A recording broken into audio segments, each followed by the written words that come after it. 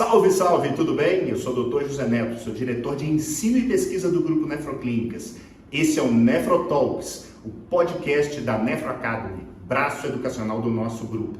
E antes de assisti-lo, inscreva-se no canal, curta, compartilhe e ative as notificações no sininho para receber quando saírem novos episódios. Agora é só curtir, vai lá! Boa noite. Fala aí, Flávio. Tudo bem, meu querido? Beleza? Beleza. Rapaz, meu sonho é ter um background com tantos livros, assim, uma biblioteca. Eu sempre falo para minha esposa que esse é meu sonho. Agora tá tudo no computador. Esse é um sonho de consumo. Acho muito bacana uma biblioteca, assim, esse cenário é muito, muito bacana. Prazer de ter aqui, Macedo. Mas tem os de Rosângela também aqui, os de direito. Tá meio misturado aí. Bacana, bacana. Grande prazer de ter aqui um convidado super especial. Para quem não sabe, o Dr. Carlos Macieira é um grande nome aqui da nefrologia maranhense e a gente vai conversar sobre um tema que ele gosta bastante, que é sobre a plasmaferese. Então a gente vai conversar um pouco sobre a expertise dele, mas antes disso, Macieira, queria aqui te apresentar. Você é um grande médico nefrologista com excelente formação e a gente vai conversar isso ao longo do nosso bate-papo de hoje. Mas queria primeiramente que você se apresentasse para o nosso público, falar um pouquinho da tua história de vida, suas raízes, quem que é o Dr. Carlos Macieira. Então, você tá dando para ouvir legal? Tranquilo, teu áudio está limpo e claro. Beleza. Então, como vocês já perceberam, o Flávio é meu amigo, né? Já, com os elogios aí nem tão merecidos assim. Então, a gente já cursa aí a nefrologia, já cursa essa trilha há um tempo, né? Formei em 92 aqui na Universidade Federal do Maranhão e então fui para o Rio, passei na residência lá na UERJ, no Hospital Pedro Ernesto, e fizemos os 3 anos. Na época, quem entrava para a especialidade não precisava fazer clínica médica antes. O primeiro ano era de clínica médica e 2 anos de nefro.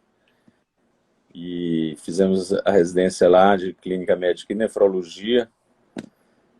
E foi quando a gente aprendeu essa técnica, né? Que a gente vai conversar um pouco agora. Depois de terminada a residência, voltei. Família toda daqui do Maranhão, tanto a minha como a da minha esposa. E também não só por isso, como também pela carência enorme de nefrologistas que tinham aqui na cidade. Nós tínhamos cerca de 10, 12 nefrologistas, sendo que No Maranhão desses... todo, né, Macieira? No Maranhão e todo, basicamente só na capital, né? Só 3 serviços de diálise, os 2 do interior de Imperatriz tinham um nefrologista na época, o Antônio Alberto. Em Caxias, o pessoal de Teresina que ia para lá para dar plantão, que é cidade próxima a Teresina, no Piauí. E aqui em São Luís nós tínhamos uns 10 ou 12 nefrologistas, sendo que alguns já estavam também com uma idade um pouco mais para frente e já estavam também querendo mais ficar quieto, né? Então eu costumo dizer que a gente batia o escanteio e corria para cabecear, era ligando diálise de agudo e com paciente crônico, enfim, aquela loucura de nefrologia e cobrindo vários hospitais. Foi um período de muito trabalho, mas também muito conhecimento, muito aprendizado, né? E felizmente a gente conseguiu estabelecer fazer alguns marcos aqui na nefrologia aqui do Maranhão, né? Participamos da equipe que fez o primeiro transplante renal no Hospital Universitário. Plasmaferese, como a gente vai ver, a gente já em 96, quando eu retornei, a gente já fez a primeira plasmaferese na cidade, e depois em 2002, 2004, salvo engano, fizemos o primeiro caso no Hospital Universitário da Universidade Federal. Enfim, a gente hoje trabalha já há algum tempo, é médico do Hospital Universitário, recebe os residentes de clínica médica e nefrologia, né? Então, tivemos também como preceptor da residência de nefrologia por um período. Hoje a gente tem um número bom, razoável já de nefrologistas, graças à nossa residência de nefrologia, nosso universitário. E E lá na nossa universidade a gente trabalha hoje mais na enfermaria de nefrologia clínica e também com ambulatório de glomerulopatia. Trabalha também no Hospital UDI já desde quando retornei, que hoje é da Rede Dó, já há alguns anos. E trabalha junto com o Flávio, inclusive, e outros colegas. O Marcelo Barbosa coordena o grupo lá. E no Hospital Estadual de Alta Complexidade, que se chama Hospital Carlos Macieira, não por mim, porque meu avô era médico também, então os médicos das primeiras gerações aqui, dos anos 40, 50, foram os primeiros médicos do estado e foram homenageados. Vários hospitais de São Luís e do Maranhão são em homenagem a esses médicos dessa geração, que eram pouquíssimos, né? Eu acho que é basicamente isso. E maranhense da terra, brincante, matraqueiro de bumba meu boi, não boi de matraqueiro, né? Essa época agora de São João tá muito legal aqui em São Luís. Quem não conhece, a gente convida para vir conhecer a melhor época do ano aqui no Maranhão, aqui em São Luís especificamente, né? Tem as festas juninas aqui, são festa o dia inteiro, durante os 10 dias. Essa Muita época alegria. é muito trabalhar, né, Flávio? Muita alegria e muito colorido, né, Macieira? É isso aí. Para quem não sabe, pessoal, eu voltei para o Maranhão em 2013 e um dos primeiros contatos que tive foi Macieira me mandando uma mensagem. Ainda estava terminando a residência, concluindo meu estágio opcional em Botucatu, São Paulo, à época. E dizendo, Flávio, tem a nefrologia de Presidente Dutra, tem UTI, tem hospital, a gente tem 500 mil pessoas e não tem nefrologista. É tua missão ir lá.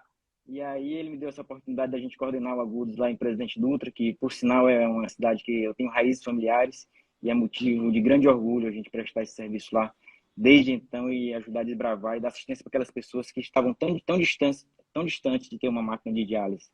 Aqui também em São Luís, Macieira nos convidou para estar na Rede Dó, minha esposa. A gente vai fazer quase 10 anos que a gente está no grupo e é motivo de grande alegria a gente completar essa data aí de quase 10 anos juntos, né, Macieira? Passa rápido. E quase 10 anos que a gente aprendeu plasmaférese contigo também. Flávio, bem lembrado. A gente teve a oportunidade nesse período aí de 2012, 2010, 2011 a 2013, salvo engano, 2014. A gente prestou consultoria na Secretaria Estadual de Saúde e a gente fez os projetos dos atuais centros de diálise que hoje já tem várias outras cidades do estado, levando essa oportunidade dos pacientes crônicos não estarem saindo de suas localidades.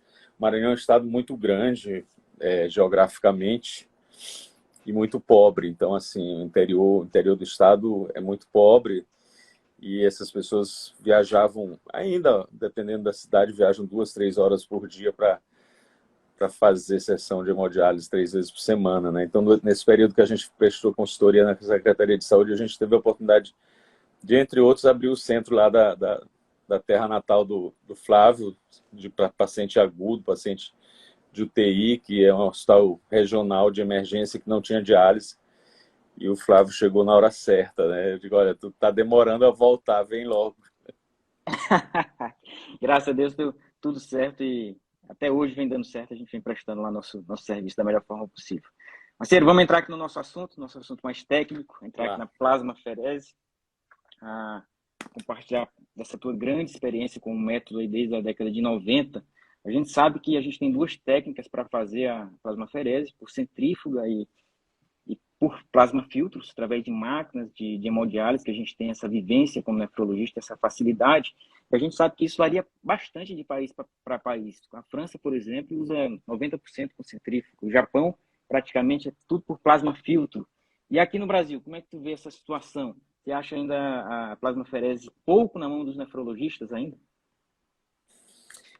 Flávio, é isso. Então, assim, o Flávio fez um resumozinho. Nós temos essas 2 formas, fazer por centrífuga, que normalmente quem faz é o pessoal da hematologia, o pessoal do banco de sangue, que faz o procedimento, e fazer com o filtro, com o plasmafiltro. No Japão, como o Flávio citou, se faz não só plasmaferese, se faz leucoaferese, plaquetoferese, eritrocitoaferese, e eles fazem 100% praticamente dos procedimentos lá. Quem faz é o nefrologista, né? Faz com plasma filtro, com os filtros de aferese.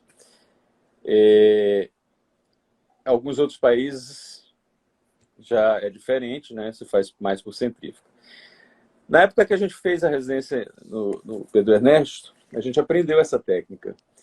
E no Rio de Janeiro se usa muito, pelo menos na época usava, mas acredito que ainda uso com bastante frequência, plasmaferese com filtro.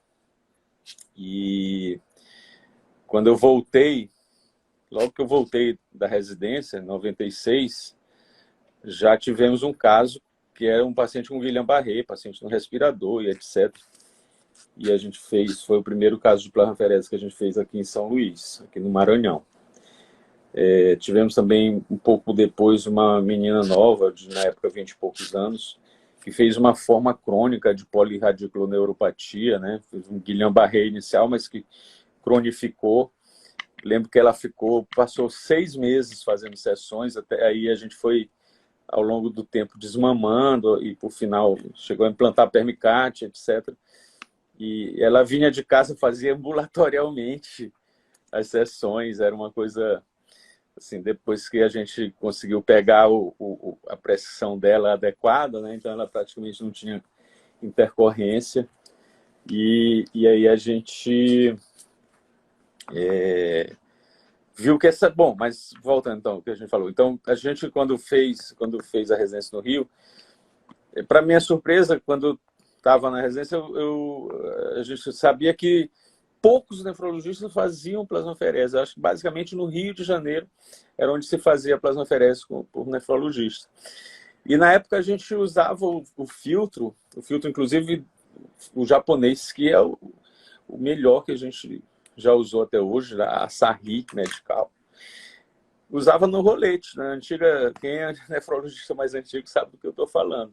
Antes das máquinas de proporção, as máquinas de tanque, a bomba era o roletezinho separado. A gente tem até uma foto aí, não sei se o Flávio separou para mostrar para vocês. Se conseguiu separar. Então, no Rio se usava, era um negócio meio MacGyver, né? Meio MacGyver a história. Se botava o filtro, monitorava a pressão do filtro, botava no rolete e se fazia plasmaferese. E assim a gente trouxe essa técnica. E depois com a, digamos, o aumento do número de serviços com máquina de proporção, a gente passou a usar a máquina, o equipamento de hemodiálise.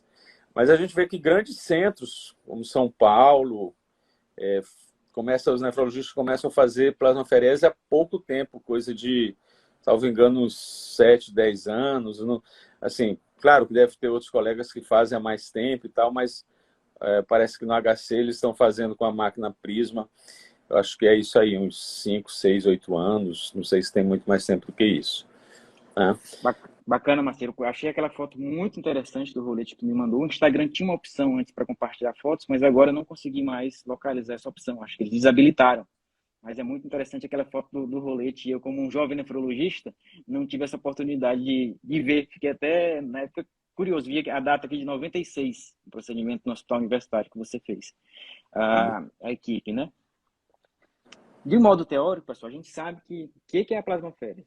Plasmaferese, a troca terapêutica do plasma. A gente quer remover substâncias patogênicas de alto peso molecular que a gente não consegue dialisar, não consegue ultrafiltrar. Só que a plasmaferese ela não é um tratamento único, né, Marcelo? Um tratamento adjuvante para a grande maioria das patologias. É isso? Isso. Quer ter uma palavra sobre essa questão? Sobre a indicação e terapias adjuvantes da plasmaferese? Porque a gente não está resolvendo a causa do problema. A gente está tirando os anticorpos circulantes da circulação, mas a gente não está trabalhando na gênese, né, na produção desses anticorpos. Então, é isso que tu falaste. A plasmaferese, o primeiro caso, foi descrito em 75, como tu mesmo falaste escreveste na chamada da live, né? Paciente com síndrome de Goodpasture, e foi feito Dr. Lockwood, uma coisa assim. Lockwood. Pescar o nome dele aqui, Lockwood. Publicou na British Medical Journal um caso de Good Pasture tratado com plasmaferese com sucesso. Esse conceito de que, esse conceito geral de que o sangue tem o problema e que se deve tirar aquele problema que está no sangue, se a gente for ser um pouco mais expansivo, a gente vai pensar nas sangrias, né?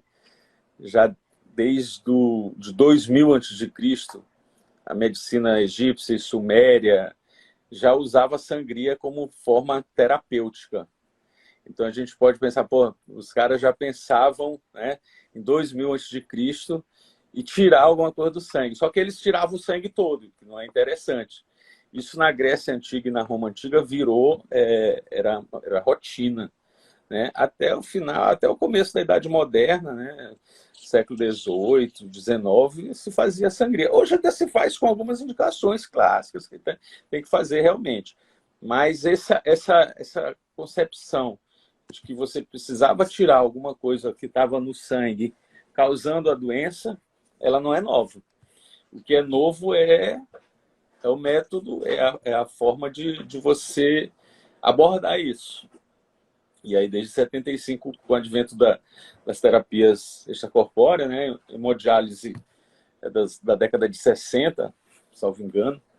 Sim. E aí, em 75, começou a se fazer um método de depuração extracorpórea, quer dizer, você tira o sangue e você passa ou na centrífuga, ou, no nosso caso, nefrologista, no plasma filtro, e você vai tirar o plasma.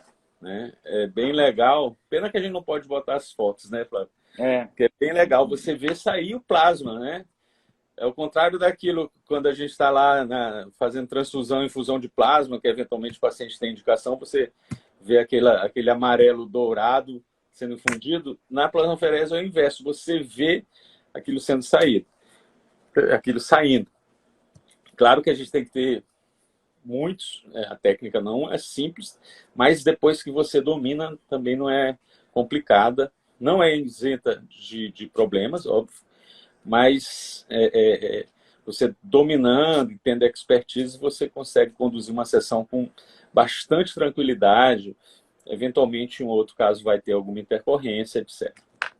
Então o objetivo é você tirar o plasma. Como tu falaste, a gente vai tirar as imunoglobulinas e tem indicação nas doenças autoimunes.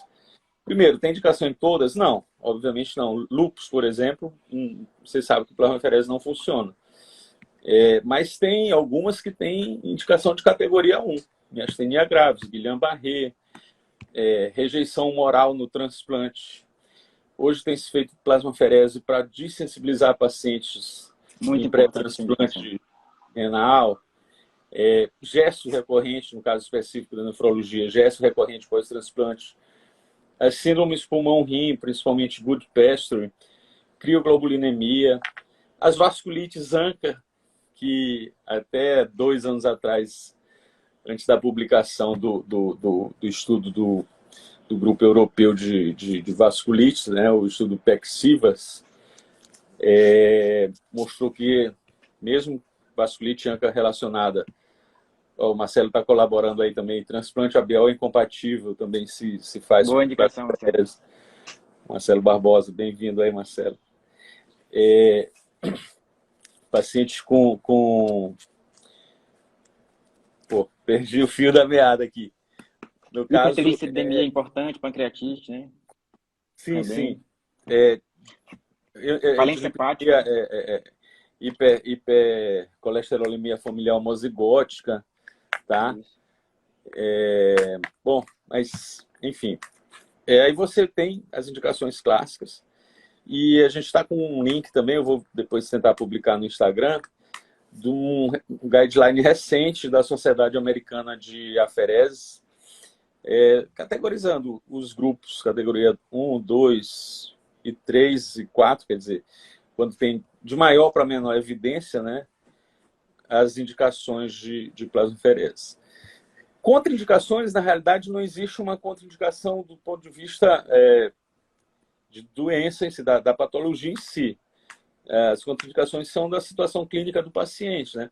Paciente que não tolera infusão de plasma, paciente com reação a heparina, aí você tem a opção de usar citrato, paciente com hipocalcemia, paciente séptico, porque você é um procedimento imunossupressivo, então paciente séptico você não vai conseguir conduzir, não tem como fazer, né? Mas tem as não indicações, que às vezes a gente complicações de transplante hepático, o pessoal está sugerindo fazer, mas não tem nenhuma evidência mostrando. E é um procedimento caro, então a gente tem que sempre pensar se o paciente tem realmente indicação, né? O plasma filtro é em torno de $500. Hoje aqui no mercado brasileiro a gente tem o plasma filtro da Fresenius, mas é isso aí. Então, $500 está beirando cerca dos R$ 3.000. Eu não sei exatamente o preço no momento, mas é em torno de $500. Sim, eu lembrei, que eu estava falando do último estudo que saiu na New England em 2020, da questão da plasmaferese e vasculite ANCA, que antes era bem sedimentado, vasculite ANCA com hemorragia pulmonar e ou insuficiência renal, perda progressiva de função renal, rapidamente progressiva, você faria plasmaferese. E esse estudo foi um trial grande, randomizado, e não mostrou diferença entre o grupo com plasmaferese e o grupo sem plasmaferese. No entanto, é aquela situação, se você está com um paciente grave, em UTI, com hemorragia pulmonar, insuficiência respiratória, entubado, evoluindo com insuficiência renal, uma forma rapidamente progressiva, você tiver a mão, eu acho que é difícil você não lançar mão desse recurso terapêutico, né? Flávio, só para completar um pouco, então, assim, o objetivo, por ser uma técnica indicada em doenças autoimunes, é tirar justamente as imunoglobulinas. Enquanto o filtro de hemodiálise tira moléculas de até 20.000 Daltons, salvo engano, os de hemofiltração vão são um pouco mais, 40.000, se eu não me engano. O plasma filtro, ele tira até o LDL colesterol, até as moléculas de colesterol, HDL, são moléculas de 1.300.000 Daltons, moléculas extremamente grandes. A albumina tem 69.000 Daltons de peso molecular.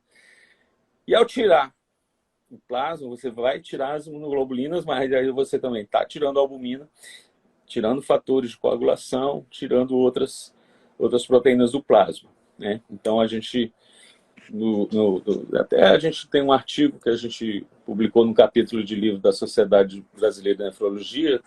Quem quiser depois entra pelo Instagram aí com a gente pode repassar esse artigo, que ele dá mais o passo a passo. Ficou sensacional, esse capítulo é muito explicativo e a gente sempre, quando vai fazer a plasmaférese, a gente sempre dá uma revisada ali para relembrar tudo direitinho. Vale a pena ler esse artigo no livro do Atualidades em Nefrologia, Dr. Jenner. Número 10, Dando os créditos, a gente escreveu junto com a doutora Giovana Parada, também médica aqui da UFMA, que teve formação na UERJ, e com a supervisão do professor Fred Rusani, professor decano da UERJ, do Pedro Ernesto, um dos grandes nomes da nefrologia brasileira, né?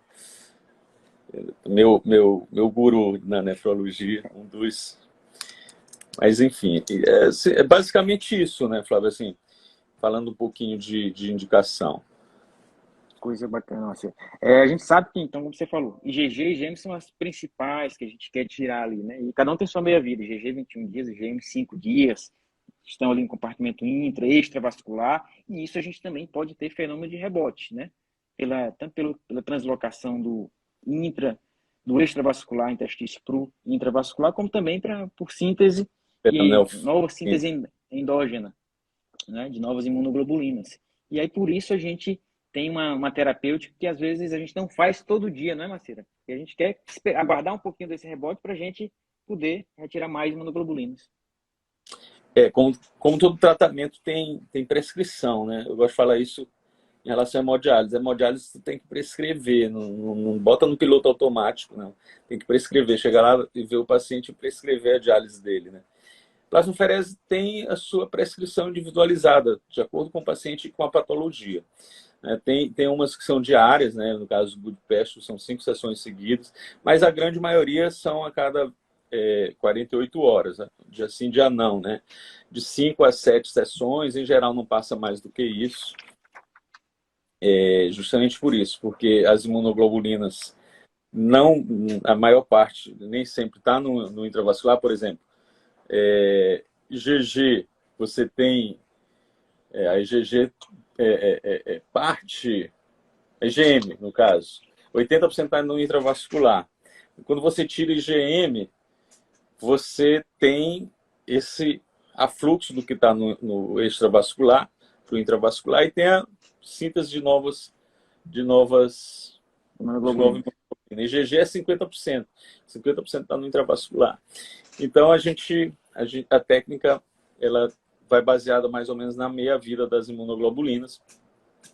E aí, a gente, para tirar um volume maior, a gente calcula o volume plasmático, né? Tem as fórmulas, fórmula de Buffalo, e tem um método mais prático que a gente usa muito, né? Cerca de 40 ml por quilo. Então, a gente, em geral, tira de 1,5 a 2 vezes o volume plasmático. E, obviamente, quem já fez o procedimento V, em 15 minutos você tira 500, 600 ml de plasma. Então, obviamente, a gente precisa repor esse volume plasmático que está sendo retirado. Na grande maioria das patologias, a gente repõe com ringue albuminado, a 4, 5%. 2 terços com ringue albuminado, 1 terço com fisiológico ou ringue lactato. Na PTT, é a única situação que desde o início a gente repõe com plasma fresco. As outras, após a 4ª, 5ª sessão, terceira, varia, dependendo do TAP, do PTTA, dos fatores... Fibrinogênio. Você está tirando, fibrinogênio, lembrado. Você está tirando fatores de coagulação, a gente repõe plasma no lugar do ringue albuminado. E aí também tem a questão de, eventualmente, o paciente fazer reação à albumina ou fazer reação a plasma, que a gente tem que estar atento a essas situações também. Isso. E aí a gente vai montar o nosso soro albuminado, né, Marcelo? A gente vai fazer um soro albuminado ali em torno de 4, 5%. Isso. Normalmente 400 ml de ringue lactato com 2 frascos, 100 ml de albumina. Além do preço do filtro, também a gente usa uma quantidade significativa de 12 a 14, 16 frascos de albumina por sessão, né? Dependendo do volume plasmático que você vai tirar, dependendo do paciente, do peso, hematócrito também, que você vai... A melhor fórmula de calcular é a fórmula de Buffalo, que você consegue, usando o hematócrito, calcular legal. E tanto no pré como no pós, a gente tem que fazer os controles, né? Calcemia, TAP, TTPA, albumina sérica, enfim, lembra mais aí, Flávio, vai me ajudando aí. A gente tem os protocolos escritos, isso aí a gente não dá para fazer de cabeça, né? Não, é o cálcio, né? Ter atenção com cálcio, fatores de coagulação, né? Às vezes, repor um pouquinho de magnésio, se houver necessidade.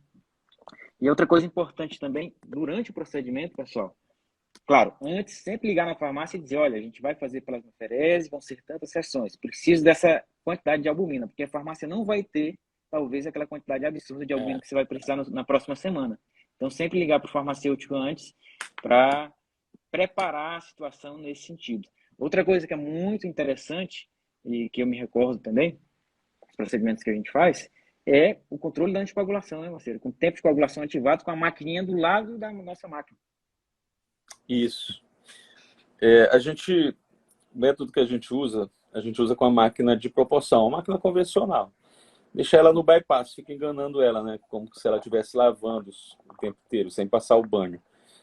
E você vai usar a máquina para a bomba de sangue, para puxar sangue, passar no filtro, monitor de pressão transmembrana, monitor de detector de bolha, todo o protocolo que você tem na hemodiálise convencional.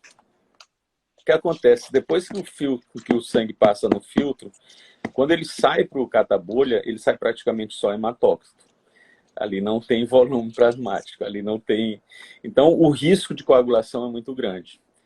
Além disso, a heparina, que a gente em geral usa, mas que no caso da máquina na Prisma Flex, que tem um kit próprio de plasmaferese, você pode usar citrato e fazer anticoagulação regional, o citrato e infusão de cálcio no pós, mas como a gente usa albumina, lembra que a albumina se liga à heparina.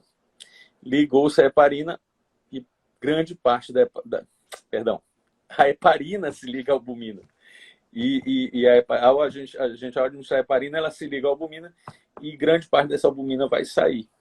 E saindo, a albumina está saindo, a heparina está saindo junto com a albumina. E às vezes a gente... Então, assim, não existe uma receita de bolo para a gente saber quanto a gente vai usar de heparina para esse paciente. Varia muito, inclusive, entre as sessões no mesmo paciente. Às vezes a gente usa uma quantidade maior, às vezes uma quantidade menor. E aí a dica é ficar fazendo o tempo de coagulação ativado. Se não tiver a maquininha de tempo de coagulação ativado, faz na mão mesmo esse tempo de coagulação. E monitorando o tempo de coagulação a cada 15 minutos, assim como a reposição de volemia, monitorização de pressão para monitorar a volemia, e a reposição é contínua. Tirou, e nos 15 minutos seguintes a gente já está repondo o que tirou nos 15 minutos anterior. Eventualmente, é bom a gente ter uma veia, um outro acesso ou um catéter three-way para, eventualmente, o paciente fizer uma hipotensão, correr um soro rápido para ele também, né? Lembrar que o filtro ele é muito sensível. Então, o principal da transmembrana é a pressão transmembrana. E isso aí é que faz o mistério da coisa, né? Você não pode ter uma pressão transmembrana acima de 100 e então, consequentemente, a gente não consegue botar um fluxo de sangue maior.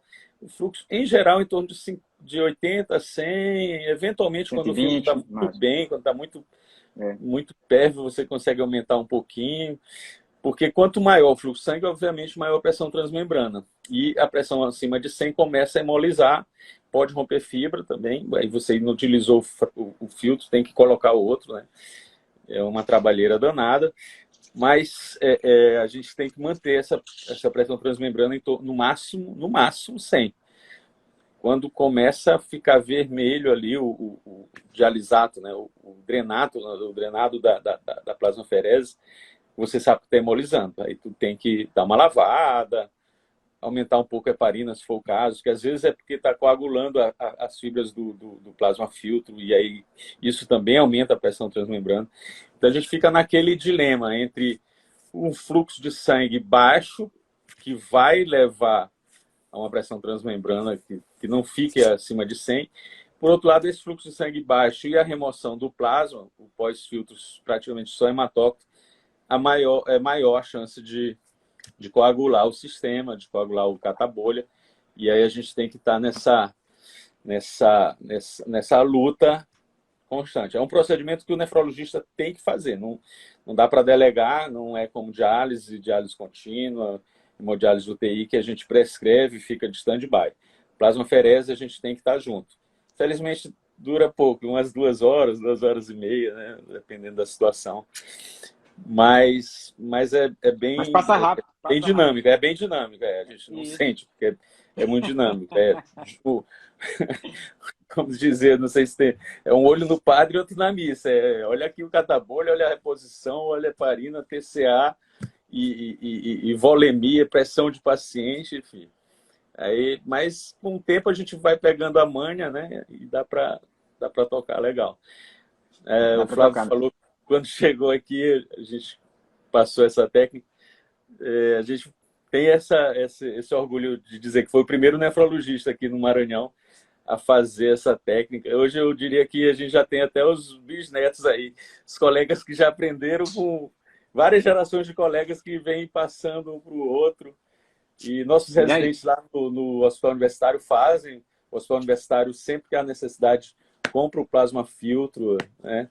E um alô aí para o professor Diego, que é nosso diretor atualmente lá, nefrologista, Diego Brito. E sempre que há necessidade de plasmaferese, o hospital compra o plasma filtro. O professor Natalino Salgado também, sempre atuante na nefrologia do Maranhão, deu condições do hospital universitário estar no patamar que está hoje. E nossos residentes saem da residência fazendo plasmaferese. Recentemente, tivemos um caso de PTT e uma crise miastênica, uma crise tireotóxica.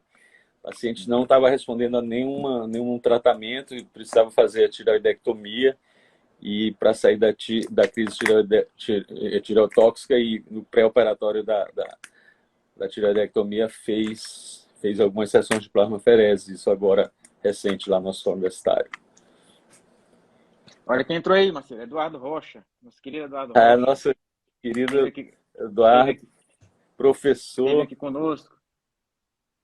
Esteve aqui matracando no boi de Maracanã. Está na época de voltar, Eduardo. O boi está em plena atividade aqui. Vamos convocar ele aqui novamente no Maranhão. Mas voltando aqui ao assunto, mas seria muito dinâmico, né? E muita gente pode imaginar que para fazer a plasmaferese a gente precisa de uma máquina de contínua, quando na verdade a gente não precisa, pessoal. Claro que a contínua vai nos dar ela tem mais apetrechos. Você consegue controlar melhor alguns fluxos, a anticoagulação, as bombas e tudo mais. Está mais na mão da terapia. Mas na máquina de diálise convencional é plenamente possível a gente fazer. É um procedimento mais raiz, com o nefrologista na frente da máquina, anotando tudo numa folha de controle, né, Marcelo? Infusão, saída, pressões e tudo mais. Então a gente consegue fazer de modo muito bacana. O Eduardo aí dando notícia, ó. Quero tocar umas matracas, quero ir no Maracanã. Matraca no boi de Maracanã. Pode ver, amigo. A terra é sua aqui, tá de braços abertos. Então, assim, frisar essa disponibilidade da terapia, que muitas das vezes a gente, como nefrologista, imagina que esteja distante. E é como Macieira disse, você viu o procedimento 1, 2, 3 vezes, você já consegue tocar bem o procedimento sem grandes emoções, na grande maioria das vezes, digamos assim, né, Macieira? Flávio, eu lembrei do lema lá do Pedro Ernesto, na época que eu fazia a residência. Os professores falavam pra gente, aqui você vê a primeira, faz a segunda e na terceira você já está ensinando. Então, plasmaferese tem que ser assim também. A gente vai ver 2, 3, já dá para fazer sem problemas, dá para fazer com segurança. E é um procedimento assim que ele é marcante no prognóstico, né? Paciente com quadros graves, paciente com Guillain-Barré, miastenia, sai de respirador muito mais precocemente, evita todas as complicações de ficar em ventilação mecânica de longo prazo e por aí vai, né? Bacana, bacana. Um caso marcante, Macieira, assim, de todos esses que você já viu, um caso assim que te marcou, pô, a plasmaferese, nesse caso, fez a diferença na vida dessa pessoa? Então, foram, na realidade, o mais marcante foi, eu falei no começo, da garota, que ela fez um quadro de Guillain-Barré clássico, só que ela evoluiu com uma forma crônica. A gente fez as primeiras 5 sessões, ela saiu do respirador, na época tinha 22 anos de idade, estudante salvo engano, de agronomia, e saiu do respirador, uma moça jovem, e ficou muito bem. Passados 5, 7 dias, ela reativou Guillain-Barré, precisou ser entubada novamente, voltou para o respirador. A gente até conversou com o pessoal da Neuro se realmente o diagnóstico era aquele, a Neuro não tinha dúvida nenhuma, a gente revisou o caso e tal. E acabou que o que foi desenrolando é aquela história, né, que medicina não é ciência exata, né, não é, a gente lê uma coisa 1000 vezes e do nada aparece um caso totalmente diferente do que está escrito. E essa moça, ela ficou por 6 meses fazendo sessões de plasmaferese. No começo ainda internada, a gente mantinha a cada 2 dias, e aí ela, já na segunda vez que entrou no respirador também, logo que iniciamos a plasmaferese, saiu do respirador, e a gente tentava nos primeiros meses espaçar mais, e não era possível. A gente ficou por cerca de 2 meses fazendo plasmaferese pelo menos 3 Dia vezes por sim, semana, dia sim, dia não, é. né? 3, 4 vezes por semana. E ao longo do tempo a gente foi... Ela fez, inclusive, biópsia, né, do nervo periférico e mostrou que tinha uma forma crônica de polirradiculoneuropatia desmielinizante. E a gente ficou por cerca de 6 meses. Ao longo do tempo, a gente foi conseguindo espaçar. Chegou um momento que a gente conseguiu fazer uma vez por semana, a cada 10 dias. E ela com medo de parar o procedimento, porque ela via que quando parava, ela sempre piorava, mas aí, claro, com a terapia também adjuvante, imunossupressora, etc. Mas aí foi assim, para mim, talvez tenha sido o caso mais marcante até hoje. Outro caso marcante também foi o primeiro caso que a gente fez no hospital universitário, que não foi em 96 não, Flávio, como tu falaste, 96 foi o primeiro caso que a gente fez aqui, que Do foi um transplante, né? Barré. O Certo. transplante, o primeiro transplante que nós tivemos aqui foi 2000 ou 2001, que a gente participou da equipe, né, da Nefro. E esse caso foi uma rejeição moral, o paciente também jovem, transplante, e fez uma rejeição moral grave pós-transplante. A gente fez plasmaferese e após 5 sessões, essa paciente estava com creatinina de 0,9, 1,0. Conseguimos controlar a rejeição humoral vascular e ela ficou bem. Eu não estou mais na equipe de transplante, mas, salvo engano, até hoje o rim está funcionando. Isso é satisfatório, né? Então, esses casos assim, mas tivemos vários outros, muitos outros casos. Crise miastênica, Guillain-Barré, teve esse agora, crise tireotóxica, PTT. PTT a gente teve alguns casos também de pacientes graves que saíram bem com plasmaferese. Muito bacana.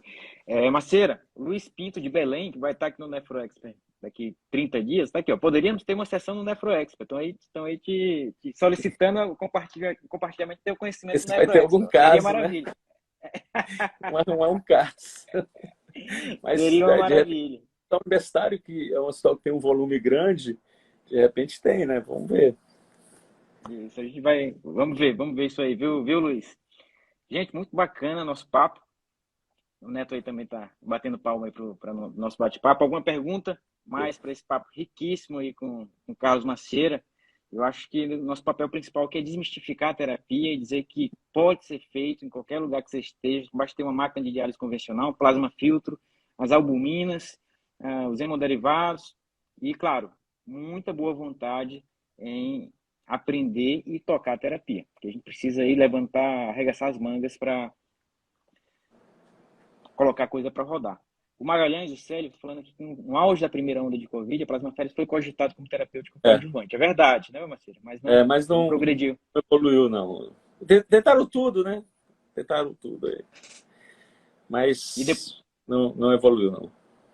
Isso. E depois, claro, com a formação dos anticorpos, não fazia sentido fisiopatologicamente, né? No momento atual, fazer plasmaférese. Você tira os anticorpos lá da pessoa, os formatos que a gente já tem. Muito bacana nosso bate-papo. A gente estamos aí com quase 50 minutos, chegando na nossa reta final. Vou colocar aqui uma música Flávio, de boi de uma... Pode falar. Só um minutinho. Pode falar. Já está com a matraca aí. Tô com a matraca. Assim, eu adorei esse teu convite, porque o nefrologista ele está cada dia mais sendo colocado de lado em relação fica muito com diálise só de crônico, né? Hipertensão fica mais na mão de cardiologista, enfim. Então, assim, nefrologia é uma puta especialidade, a formação do nefrologista em geral é muito abrangente, né?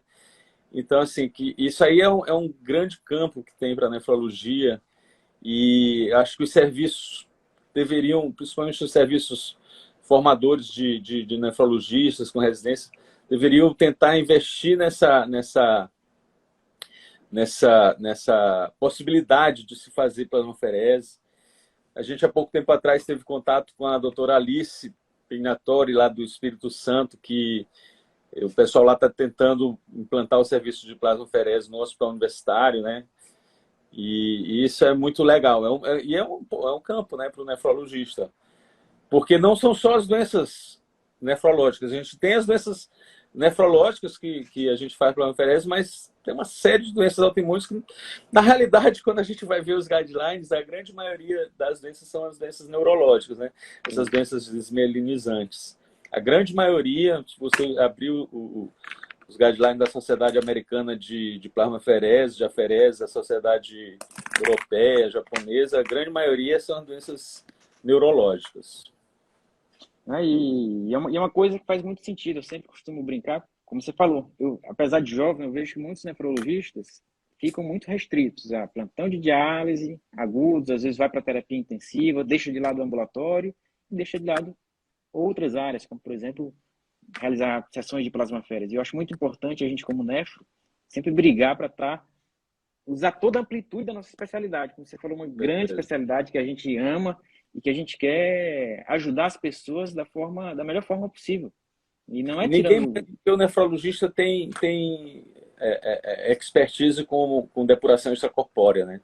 Então, assim, diálise, hemodiafiltração, então, plasmaferese, é uma depuração extracorpórea, então a gente tem essa expertise, a gente precisa só estar atento aos detalhes, que obviamente isso a gente não aprende de uma hora para outra, mas tendo a oportunidade de ver 2, 3, a gente, com certeza o colega sai fazendo, isso não é complicado. Comentário aí do meu sogro, doutor Edmilson Gouveia. Meu sogro fez 2 transplantes, um deles ele teve uma rejeição aguda, fez 8 sessões e infelizmente não teve sucesso. Então, claro, é uma terapia adjuvante, a gente sempre quer trazer benefício com ela, Nem às vezes a sempre gente não vai vai, funcionar, né? Mas... nem sempre vai funcionar. Um abraço, meu sogro, doutor Edmilson.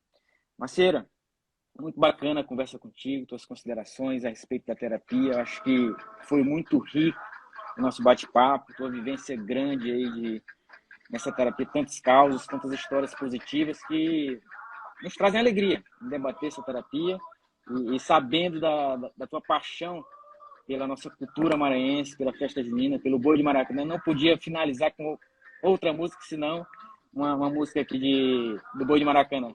Faça aí suas considerações finais em ritmo junino, digamos assim. É isso aí, Flávio. Amanhã a gente está lá no Arraial de novo, vendo esses bois aí, a gente matraqueando. O Eduardo Rocha disse que veio. E agradecer a vocês, o grupo da Nefro Academy, Nefroclínicas, pelo convite, né? E ter essa oportunidade de falar um pouco não só da nossa experiência, como do nosso desejo de que o nefrologista tome cada vez mais à frente da plasmaferese. Isso se dissemine cada vez mais. Aqui no Maranhão, a grande maioria das plasmafereses quem faz são os nefrologistas. Isso, bacana demais. Valeu.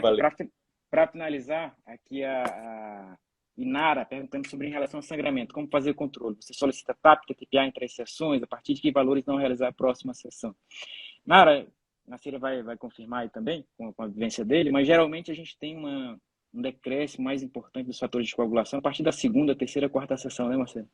Isso. Então a gente começa a ligar o sinal de alerta, dosar fibrinogênio, TAP e TTPA após o outro dia da sessão, né? Faz plasmaferese um dia, no outro a gente coleta no intervalo, né, Marcelo? Para a gente avaliar o que vai ser feito.